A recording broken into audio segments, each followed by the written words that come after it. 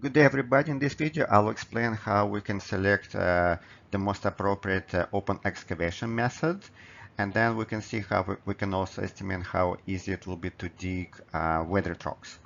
So we're going to start with the open excavation assessment, and this is the example that we're going to do right now. So to do that, there are three different methods of open excavation in rock mass. So the easiest one and probably the most inexpensive one will be digging, and this is what we're going to get at here. So the next one will be ripping. So in this case, we will need a different machinery, and we will have to spend more time and money. And if the rock is very hard, in this case, we're going to use blasting. So that will be a more technically challenging method, and also it will involve larger cost. Okay, now let's see how we can use this chart.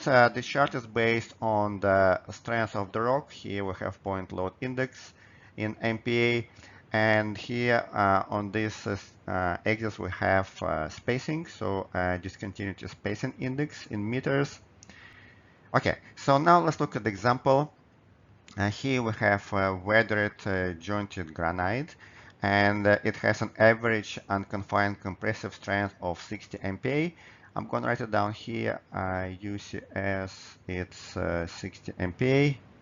So because this granite is weathered, and it has also 8 discontinuities per meter, right? So probably what we need to do, we just go and look at the site and map discontinuities, count the spacing between them. So in this case, we know that there are 8 discontinuities per meter. So based on this information, we're going to use the chart, and we're going to select the most appropriate excavation method. So to do that, first we will convert UCS to point load index. So typically, if there is no correlation given, we're going to use a general correlation, which is unconfined compressive strength is equal to 24 times point load index. If there is any other correlation for that particular rock that you have established probably yourself or somebody else, you can use that one as well to convert unconfined compressive strength to point load index. So in this case, we use very general correlation between these two types of strength tests. So that will give us that point load index. It's equal UCS divided by 24. So we have here, we have 60 divided by 24. It's 2.5 MPa, right? So, okay, that's for the point load index. Now we're gonna estimate the spacing between the discontinuities. So in this case, spacing will be it will be opposite to the number of joints, so it's 1/8. So in this case, that will be 0.125 meters. So that will be the average spacing. So that's what we're given from the site investigation. So now let's see where we have these numbers on the chart. So we start with point load index. It's 2.5. So here you see 1. This will be 2. And will be 2. So this is half here. 2.5. And then the spacing is 0.125 meters. So we have 0.1 here, probably this will be half, and this is a little bit less than half, somewhere here.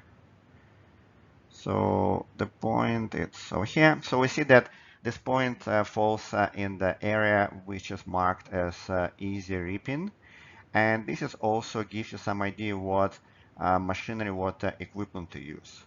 So the answer to this question will be easy ripping. So it will be ripping. So that's the method that we're going to use. Unfortunately, this rock mass, it's still hard enough to use digging. So we'll have to spend a little bit of more money, but we can accomplish the job if we do the ripping one. Okay, let's go to the next slide.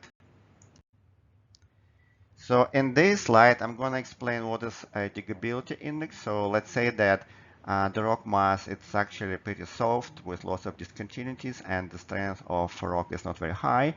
So in this case, we can also estimate how easy it's going to be, how easy it's going to be to dig it. And then based on that, we can just select the most appropriate equipment.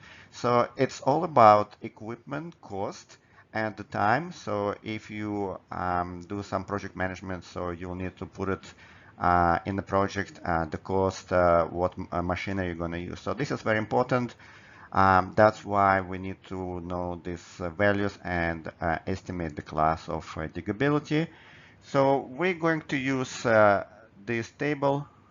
So we're going to use weathering, strength, spacing, and bedding spacing if there is such exist. And based on the numbers that we're going to obtain, we're going to look at the class and how easy it's going to dig it, right? So it will be nice to have something in this range. So in this case, it will be much cheaper to complete this job. So if it's very difficult or extremely difficult, so in this case, we either need to spend more money or think about a different method. Okay, let's look at the example. In this case, we have heavily weathered sandstone, and it has an average unconfined compressive strength of 7 MPa. So that's the data about the strength. So it has 10 discontinuities fractures per meter. And this sandstone also has bedding planes, and the average spacing is about 10 centimeters. So we need to estimate the diggability index and the class. So we're going to start from the top weathering and go all the way down to the bedding spacing and assigned index ratings. So we'll start with the weathering. So what we know, it's heavily weathered. In this case, we have high. So high weathering rating, so very weathered. We're going to go with 5. So we're going to go to the next one.